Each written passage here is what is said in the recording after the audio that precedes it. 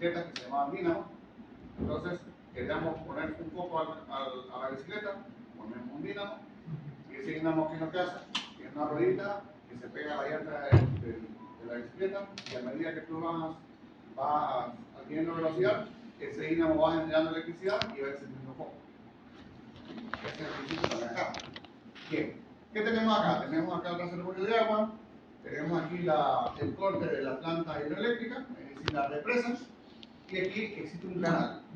Ese canal está supervisado por alguien donde se permite o se denega el paso de agua a través de ese canal. Ese canal viene por aquí, y aquí ¿qué tenemos? Tenemos lo que se conoce como la central eléctrica.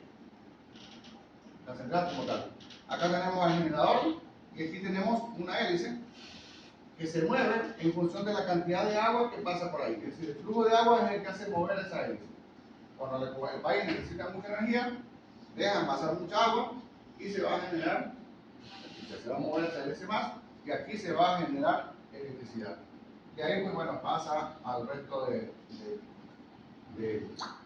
la parte de la planta eléctrica. Es decir, donde toman esa planta, la transforman, pero toman esa electricidad, la transforman, la maximizan, la reducen, según como sea el caso. ¿Bien? Bien. Dentro de este generador, si nosotros hacemos una vista de arriba hacia abajo, es decir, así, hacia ese generador, lo que vemos es algo que se parece a esto, donde nosotros tenemos ahí dos componentes básicos. Uno que se conoce como inductor y otro que se conoce como inducido. ¿Qué es lo que va a pasar? Este rotor va a estar dando vueltas de forma permanente.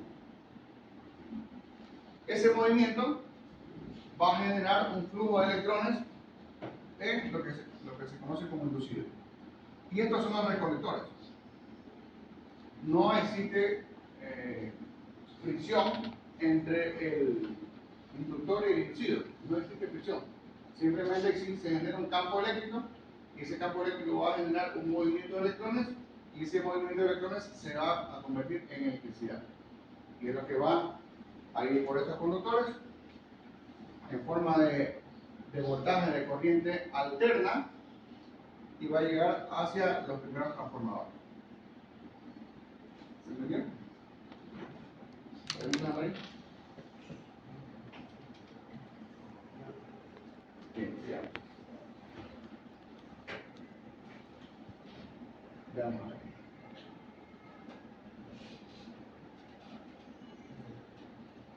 Esto que nosotros vamos a ver es lo que se conoce como inducción magnética, y lo que genera realmente es campos eléctricos, pero no a partir de acercar físicamente. No existe un roce físico, sino que simplemente existe acercamiento entre una placa y otra que va a venir de allá hacia acá.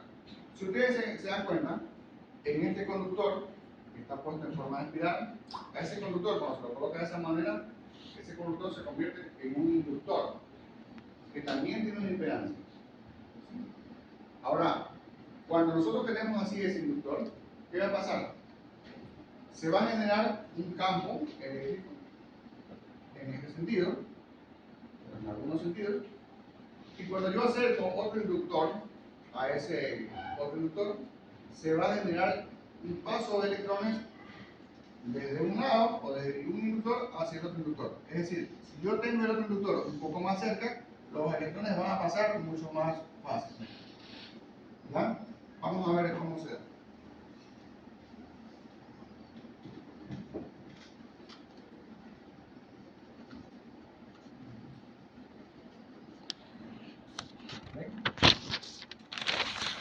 Y luego, ese paso de corriente me va a generar una medida. Voy a poder recolectar corriente. Y nunca hubo un toque físico, simplemente un acercamiento. Ese acercamiento es lo que se conoce como campo eléctrico. Si nosotros nos adelantamos a la clase de redes, en la clase de redes nosotros hacíamos, en cableado estructurado no se debe mezclar cable eléctrico con cable de datos. ¿Por qué? Porque se genera un campo eléctrico. Si nosotros miramos este GIF, nos vamos a dar cuenta que por ese principio. Yo podría tener inducción eléctrica en un cable de datos y eso pues ya me daña la inducción. ¿Preguntas?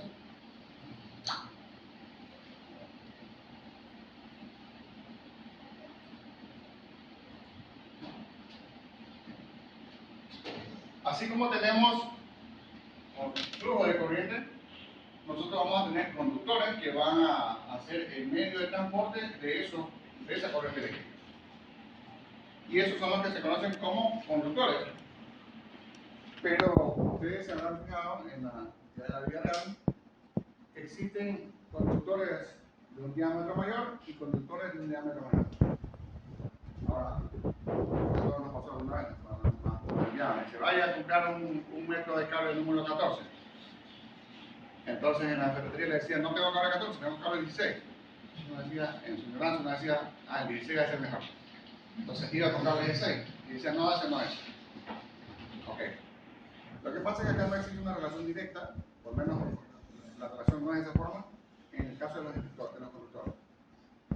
¿Ya? La unidad de medida del diámetro de un conductor está dado en AWG. ¿Sí? Por ejemplo, ustedes ven cable número 14, es cable 14 AWG. Entonces, yo tengo un cable de un menor diámetro, digamos que es un cable número 23. ¿Sí?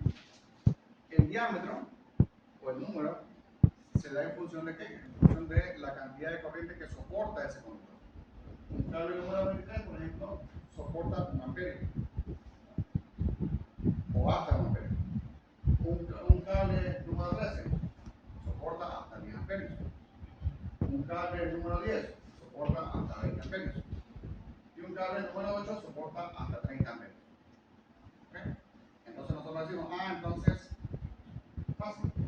Para evitarnos cualquier problema, supongamos que en toda la casa se consuma, que el mayor consumo de corriente en toda la casa es 20 amperios, entonces yo pongo en toda la casa 20 amperios para evitarme problemas. ¿Funciona? Claro que funciona. Pero eso se traduce en costos. Lógicamente el conductor 20 cuesta más porque existe más material, más cobre. Entonces, eso se traduce en la parte económica. ¿De acuerdo? ¿Preguntas? Entonces, ¿qué tenemos que mirar? Ya vimos que existe una ley de Ohm, vimos que existe un voltaje, corriente y resistencia. Entonces, a lo que a nosotros nos queda es saber cómo calcular el conductor adecuado. Para poder calcular el conductor adecuado, nos basta y sobra con que nosotros sepamos cuál es la cantidad de corriente que va a ser máxima, que va a circular por un circuito o por un conductor, y entonces en función de eso yo coloco mi cable o compro mi cable. Claro, es que si por ejemplo dices, bueno, mi circuito va a consumir hasta 18 amperios, entonces voy a encontrar un conductor de 18 amperios. No hay. ¿Sí? Más saltando. Siempre se pone el inmediato superior. No hacia arriba, no hacia abajo, sino hacia arriba. Un escalón arriba. Ahora, entonces, si nos vamos a la parte de la protección, sabemos que existen breakers, ¿no? Entonces nosotros decimos, por el sistema empírico que dice, supongamos que el breaker siempre se te salta y teníamos un breaker de 20 amperios. Viene el electricista, ¿sí? Viene el electricista y entonces te dice, solución, cambia el breaker. ¿Sí? Tienes mucho consumo eléctrico, mucho consumo de corriente, cambia el breaker con un breaker de mayor capacidad. Entonces tú vienes y cambias por un breaker de 30. ¿Sí? Se te estaba saltando el breaker de 20. Entonces dice, cambia por un breaker de 30. En términos cotidianos nosotros decimos, sí, correcto, la solución, ¿no? Pasa hasta 20 y si me saltaba, entonces pongo uno de 30, ya no se va a saltar. El breaker no está diseñado para que no se salte. La idea de los breakers es justamente para que salten. Y ese salto que nosotros le llamamos es la protección. ¿Qué pasa con el breaker? Supongamos que el breaker realmente es un nexo entre un conductor y otro conductor. Siempre está unido. El breaker siempre debe estar encendido. En on. Cuando ponemos en off, ¿qué pasa? Se abre. ¿sí? Y ya no hay flujo de corriente. Cuando salta el breaker, ¿qué es lo que pasa? Es porque hay mucha corriente que circula por él y entonces él, para proteger, abre el circuito. Pero si yo tengo un breaker sobredimensionado, ¿qué va a pasar? Por aquí va a pasar 22 amperios. Mi breaker es de 30, nunca se va a abrir. Hasta eso ya se le quemaron sus artefactos. ¿Ok? ¿Qué es lo que tenemos que hacer? Calcular la corriente que realmente se consume y después de eso dimensionar el conductor y el breaker adecuado, el conductor y la protección adecuada. ¿Ok? Preguntas.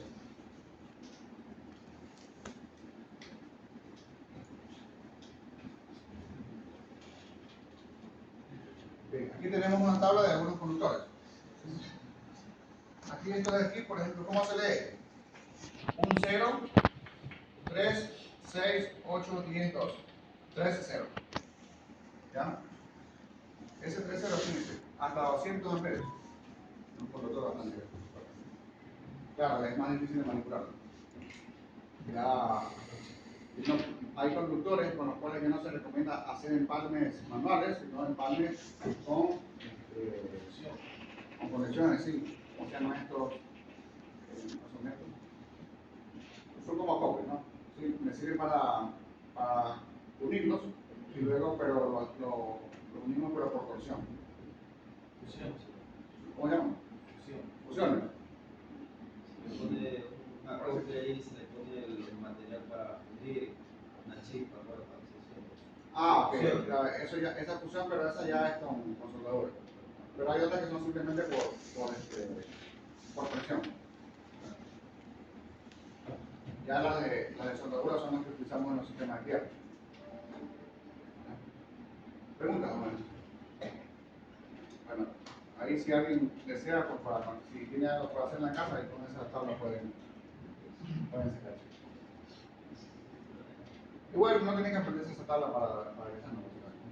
Lo importante en el examen será que sepan cómo calcular el voltaje, la corriente y la resistencia. Básicamente el voltaje y la corriente. Ah, y el vector de los casos, la potencia. ¿No recuerdo usted por aquí?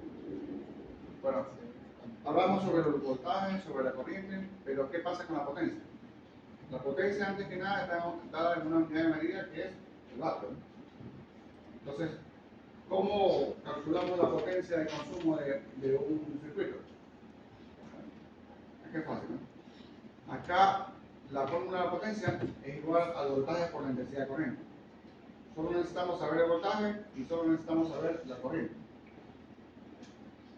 Ahora, si nosotros queremos saber cuánta corriente eléctrica consume ese aire acondicionado, ya nosotros sabemos cuál es la potencia. ¿Sí? Por ejemplo, 24.000 BTU. Ah, pero es que mi potencia no es en BTU, mi potencia es en vatios. Ya, tendremos que convertir los 24.000 BTU en vatios y después de eso dividir para el voltaje con el cual funciona ese aire acondicionado, que ya sabemos, ¿no? Que es los 120 voltios. Dividimos por los 120 voltios y ya tenemos el consumo de corriente. Y así con cualquier aparato. Ahora, importante, ¿no?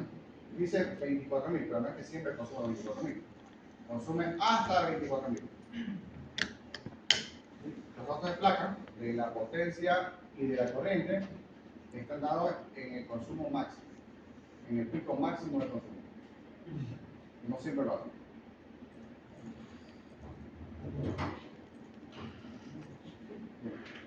Esta parte de aquí no la voy a explicar porque no está dada dentro del examen, ¿no? Entonces, simplemente es para conocimiento general. ¿Qué es lo que pasa?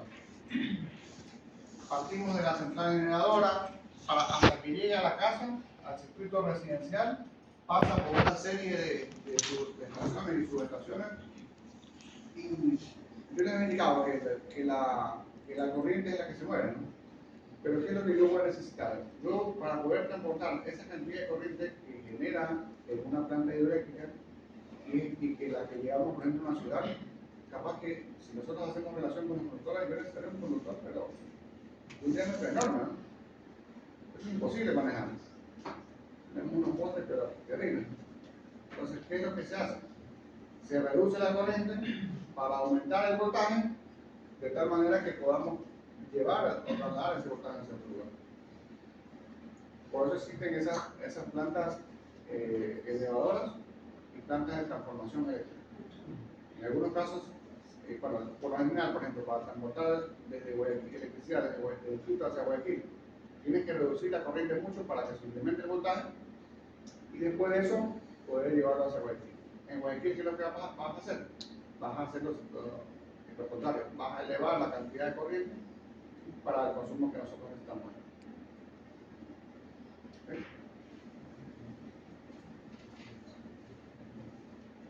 Bien, eso es lo que nosotros vemos. Ahora, creo que no se ve.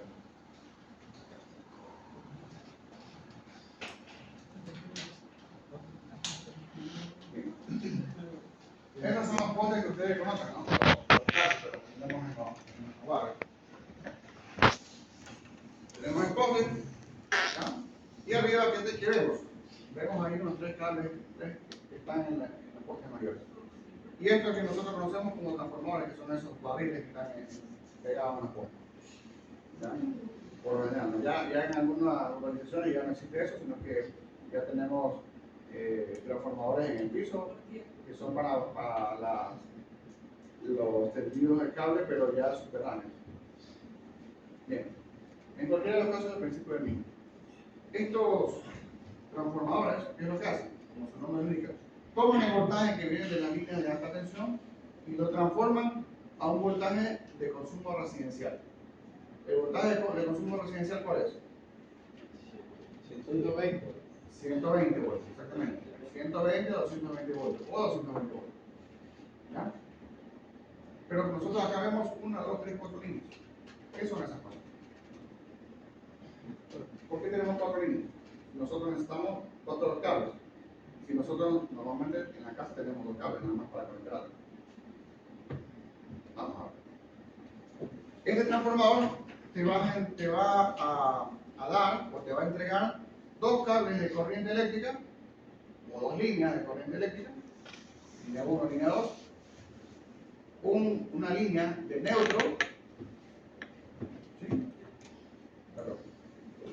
3 cables de corriente, línea 1, línea 2, línea 3 y un cable neutro. Es lo que te entrega el transformador y es lo que va por lo general en las líneas de consumo residencial. En algunos casos solamente hay 3. Tendrás 2 líneas de corriente y un neutro. Llegamos entonces hacia el lado del medidor. ¿Qué te va a llegar ahí? 2 líneas de corriente y un neutro. ¿Y qué pasa con esa otra línea que estaba allá? Esa tercera línea. Bueno, esa sirve para balancear carga. ¿Sí? A una parte del barrio la coloco en una línea, en 2 líneas, a la otra parte la coloco en las otras líneas, ¿no? Hacemos que el consumo eléctrico sea balanceado. No se debe de cargar todo el consumo de corriente solamente a una línea o a otra línea, debe ser balanceado.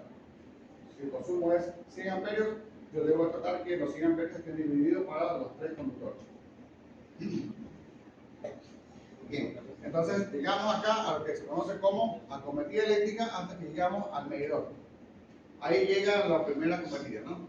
Que es lo que se conecta hacia el medidor. Y del medidor nosotros vamos a tener ya la parte de la conexión ya domiciliaria, que iría desde la acometida o desde el medidor hacia nuestro panel principal.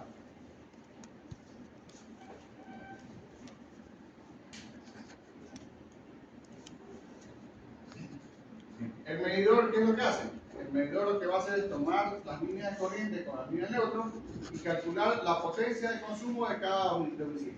Y eso es lo que se conoce como kilovatio hora.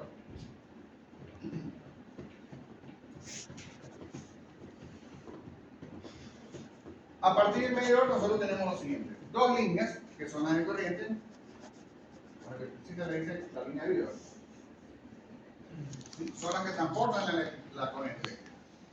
Son las fases. Fase 1, fase 2.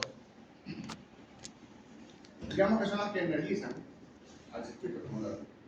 Y tenemos un neutro. Como son las líneas que transportan la corriente eléctrica, esas líneas son las que deben estar protegidas. Ya vamos a ver cuál es el típico error que con lo que hacían los electricistas empíricos. ¿Ya? Entonces, tenemos una línea, otra línea, tenemos el neutro. Pero nosotros siempre debemos acompañar a los circuitos con una línea de tierra. Les suelen decir también referencia. La línea de tierra no pasa por el medidor. Ahora en algunos lugares sí están colocando una tierra, pero no para el circuito, sino únicamente para el medidor, para protección del medidor. Esta varilla de tierra, que se la ubica en algún lugar del terreno, va directamente hacia el panel de breque y está en una parte pequeña de ese panel, y es donde se conecta la tercera línea, la cuarta línea. Digamos que en el tomacorriente es la ubicación del redondito que tenemos en el tomacorriente, ese es la tierra. Ahora vemos acá. Tenemos acá, entra al panel principal una línea de corriente, tenemos otra línea de corriente, tenemos al neutro y tenemos a la tierra eléctrica. ¿Ya? ¿Por qué tenemos dos líneas y por qué tenemos un neutro? ¿Y por qué no solo tenemos una línea de corriente y un neutro? Eso solamente es lo que necesitamos para que funcione la mayoría de los artefactos. ¿Se refiere a las dos líneas corrientes? ¿Por qué tenemos dos líneas y no solamente una? Porque Para repartir. o sea, en teoría, Bien. Distribución. Para repartir también, o digamos. sea, en teoría puede ser una sola línea corriente, pero en realidad se usa dos para mandar más voltaje. En este caso, como la recién se usa en 220, en el momento de poner un artefacto más fuerte no le va a servir si tiene una sola línea, solamente va a marcar una línea más abajo, 110 en este caso. Por eso, bueno, en realidad siempre se pone dos líneas. Ok. Bien. Cada línea, ¿sí? Digamos que es para 110 voltios. ¿Ya? No aporta más amperaje, pero me sirve para hacer 220 voltios. Hay equipos o hay artefactos que funcionan a 110 voltios y hay equipos que funcionan a 220 voltios. Caso común, aire acondicionado hacia computadora. La computadora funciona con 110 o 120, el aire acondicionado con 220 o 240. Entonces, si nosotros vamos al tomacorriente, el tomacorriente de este monitor, él va a tomar una de las fases, cualquiera, y es neutro. En el caso de un aire acondicionado, él solamente va a tomar las dos líneas de corriente. Y en la mayoría de los casos también lo acompaña de un neutro, pero no para transformar, no para hacer que funcionen 110 voltios de alimentación total. Hay partes del aire acondicionado que trabajan a 110. ¿Sí? Por ejemplo, la parte electrónica del aire acondicionado trabaja el voltaje inicial es de 120 voltios. Pero el motor, el condensador, ese trabaja a 220 voltios. ¿Preguntas?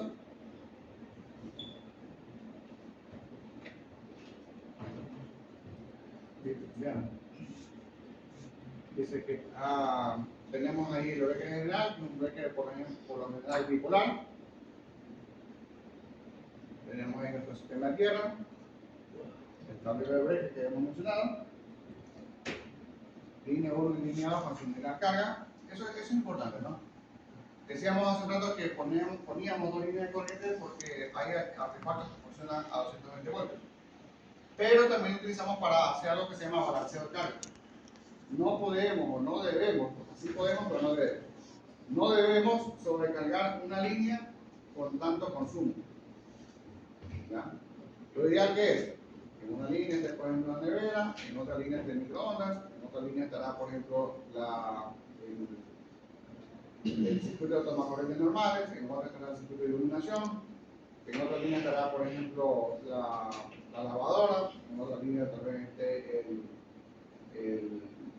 la secadora, por citar. En otra, pero los aires acondicionados sí van a consumir por lo general las dos líneas.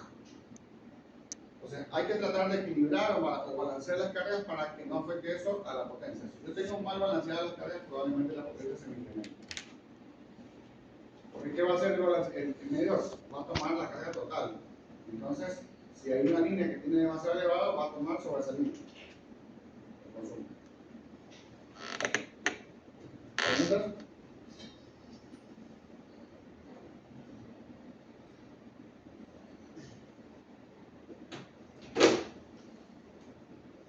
Bien, veamos. Acá tenemos al tomacorriente, ¿no? Nosotros conocemos al tomacorriente y como había indicado antes, un espacio de ese tomacorriente corresponde a la línea de corriente, otro al neutro y el otro a la tierra. Pero ¿cómo lo reconocemos rápidamente? Físicamente, la línea de corriente tiene la abertura recta un poquito más corta y el de acá, el neutro, tiene un poquito más largo. Entonces, visualmente lo puedes identificar así de esa manera. Y el neutro, pues bueno, es obvio. En la tierra, perdón, este es obvio, ¿no? Ahí. ¿Okay? Ese es el caso de los tomacorrientes de 110-120 voltios. Porque tenemos una línea de corriente y un neutro, que es lo que nosotros necesitamos para formar los 110 voltios. ¿Qué pasa con los tomacorrientes de 220? Ahí lo que vamos a tener en cambio son dos líneas de corriente. Ahí no importa cómo las pongan, ¿no? Igual va a ser lo mismo. ¿Ya?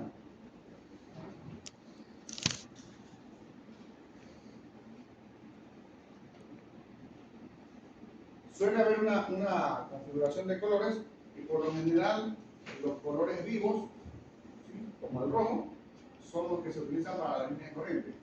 Y los colores bajos, como el neutro, son los que se utilizan para, bueno, los colores bajos, como el negro, son los que se utilizan para el neutro. Si tengo un cable amarillo y un cable negro, el cable amarillo será la línea de corriente, o debería utilizarse como línea de corriente, y el neutro, pues, debería ser el negro. Al revés. ¿Cómo? Al revés. Bueno, el amarillo debe ser, según el código de corriente, Ella dice que la tierra. el negro es azul que estaba. El amarillo es De tierra. Claro, cada amarillo está como tierra. Pero es azul. Este está como azul. ¿Cómo? ¿El verde? No, el verde se utiliza como tierra. No, no es lo mismo tierra que no. La tierra no es lo mismo que no. La tierra es independiente. También utiliza el blanco.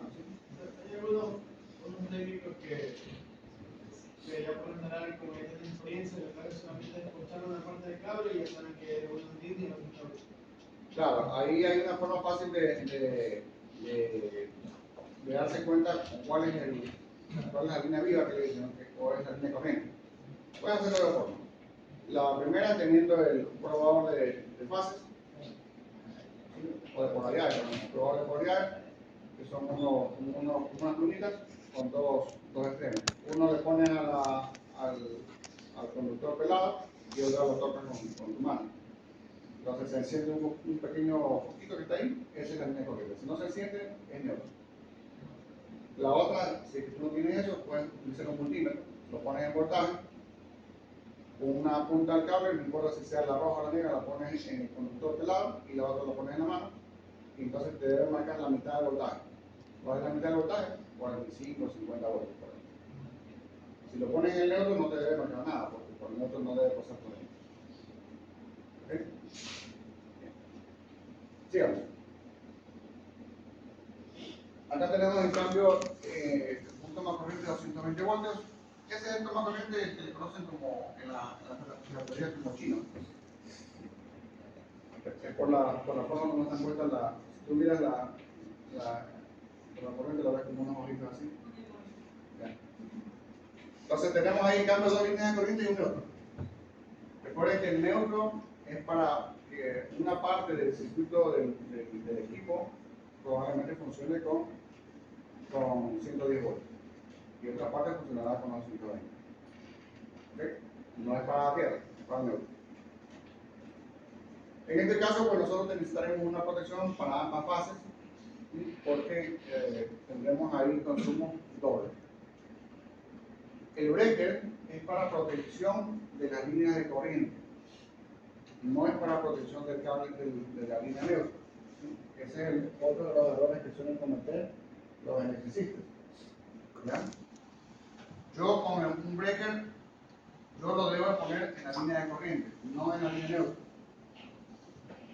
Otro error que se suele cometer en las instalaciones es que en el caso de los interruptores, de encender y apagar los circuitos, los focos, lo ponen en el que sea. Lo coloco en el cable que sea. Igual se enciende, igual se apaga. ¿El principio cuál es? ¿Qué es lo que yo debo interrumpir? ¿El circuito o debo interrumpir el flujo de corriente? El flujo de corriente hacia la carga. ¿Ya? En este caso, si yo tengo el foco ahí, yo no voy a colocar el interruptor acá. Lo puedo hacer, pero no lo debo hacer. Porque lo que yo debo hacer es evitar que la corriente llegue a la carga. ¿Ya? Pero si yo lo hago al revés, ¿funciona? Sí, sí funciona. Pero en el caso de que existe una sobrecarga de corriente, probablemente ese elemento sí salga afectado. ¿Ya? Pero es que, si no, ¿cómo va a circular corriente si es que tú dijiste que se cortaba el cable y ya no fluye corriente? Fluye corriente porque siempre la corriente va a intentar avanzar hacia tierra. Otra cosa es que llegue, ¿no? Si está cortada, llegó hasta una parte, pero no avanzó. No se desarrolló. ¿Listo?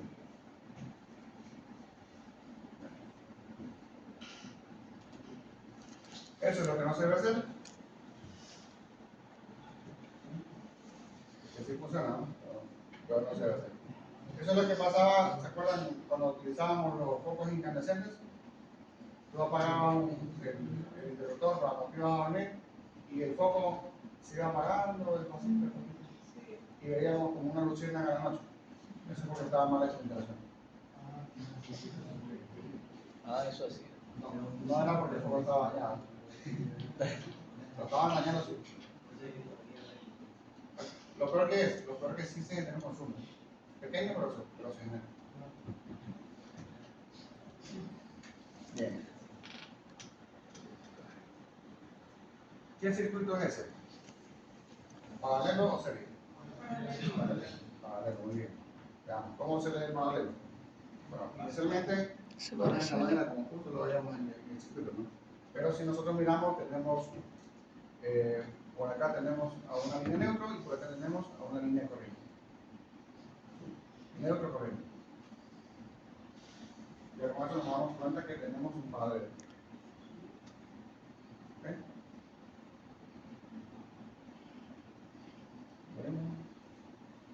Cuando nosotros queremos conectar dos focos, esos focos están en serie y en paralelo.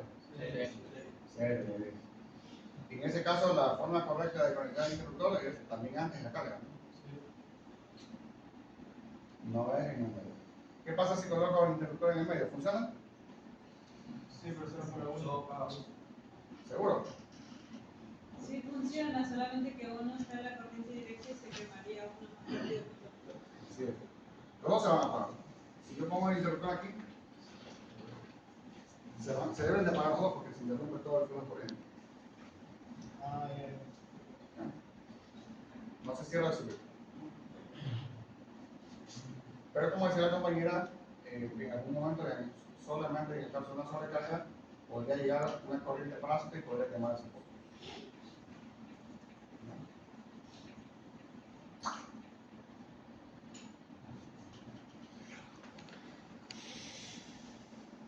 Bien. Esto es lo que les decía hace un rato, ¿no? Cuando nosotros vamos a ver en una gráfica el voltaje de corriente alterna con el voltaje de corriente directa. Por el lado izquierdo, vemos el sinusoide, que es la representación de la corriente eléctrica, ¿sí? En forma alterna. Y por el otro lado, en forma directa. Para que nosotros podamos pasar esta corriente alterna a corriente directa, tenemos que hacer dos cosas primero. Primero, si es que es necesario, deberíamos reducir el voltaje. Si nosotros, por ejemplo, miramos el voltaje que tenemos en un toma corriente y queremos utilizarlo para encender una computadora. Una computadora tiene en su interior una fuente de poder, ¿no es cierto? Esa fuente de poder, entre todas sus componentes adicionales, tiene un circuito de transformación, ¿sí? Y un circuito también de transformación y un circuito de corrección que va a corregir el voltaje de la corriente alterna en corriente directa. Ahora, yo tengo como consumo o voltaje para poder trabajar dentro de una computadora. Nosotros tenemos voltaje de 12 voltios, ¿sí? O 5.5 voltios. Entonces yo necesitaré que hacer, reducir ese voltaje de 110 o 120 a 5 voltios, perdón, a 12 voltios. ¿Ya? Entonces necesitaré un transformador que me permita transformar la redundancia o reducir ese voltaje al que yo necesito. Pero cuando yo lo reduzco, sigue estando de forma alterna, ¿sí? Entonces, ¿qué tendré que hacer? Pasarlo por un circuito que me va a permitir convertir esa forma de onda sinusoidal en una forma de onda de corriente directa. Ahora, para tener en cuenta, si nosotros miramos este sinusoide, todos esos valores que ustedes ven ahí, son los que nosotros podríamos tomar en cuenta para la representación de la frecuencia eléctrica. Recuerden que cuando ustedes vieron física en algún momento dado en el colegio, les decían que la frecuencia era igual a 1 sobre el periodo, 1 sobre t, ¿se acuerdan? No. ¿Okay? Era lo que pasaba de corriente en un espacio de tiempo, o en un segundo. Ese periodo, que es 1 sobre t, t es el periodo, ¿no? Es justamente este espacio, de aquí hacia acá. Es decir, ¿dónde empieza una forma de onda hasta donde termina? ¿Qué pasa después de eso? Seguramente va a empezar nuevamente, ¿no? Cuando lleguemos a este punto tendremos algo nuevamente como esto. Y así sucesivamente. Entonces, eso es un periodo. Si nosotros utilizamos un equipo de medición que se llama osciloscopio, nosotros podríamos aumentar o reducir la frecuencia. Ese aumentar o reducir la frecuencia, ¿qué sería? ¿Ampliaría o reduciría el tiempo? En el término de periodo. O lo ampliaría o lo reduciría, ¿no? Si yo le aumento el tiempo, ¿sí? La forma de onda se va a estirar. Si yo reduzco, la forma de onda se va a hacer más menudita, ¿no?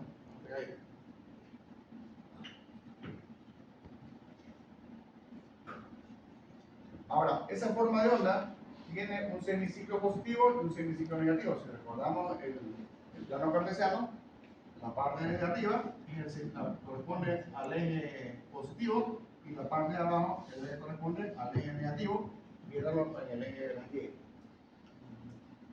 Entonces, dicho esto, el voltaje sería la amplitud de la forma de onda, es decir, de dónde empieza a dónde termina, mientras que el tiempo con el cual yo amplío el periodo vendría a estar en el eje de las X. Estos son los conocimientos generales, no, esto no hay nada en ese mundo, pero no nos aceptamos eso. Entonces, semiciclo positivo, semiciclo negativo. Cuando vamos a pasar por el circuito el circuito de transformación de voltaje de AC a voltaje de DC, primero lo que va a pasar es que esta forma de onda que está en el semiciclo negativo va a pasar al semiciclo positivo. Entonces, luego haríamos algo así. Y después lo que vamos a hacer es estirar esa forma de onda, ¿sí? Hasta que se haga recta. ¿Se entendió?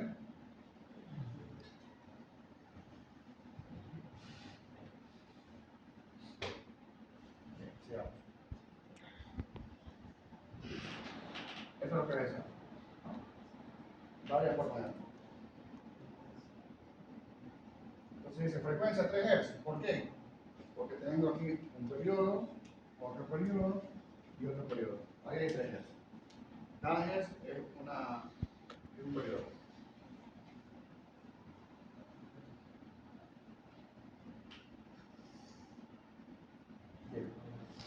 tabla sí sería importante, bueno, lo que nos interesa, a ustedes les interesa es saberse dónde estamos nosotros, ¿no? Ecuador, o en Ecuador, nosotros utilizamos voltaje entre 110 y 127. Acá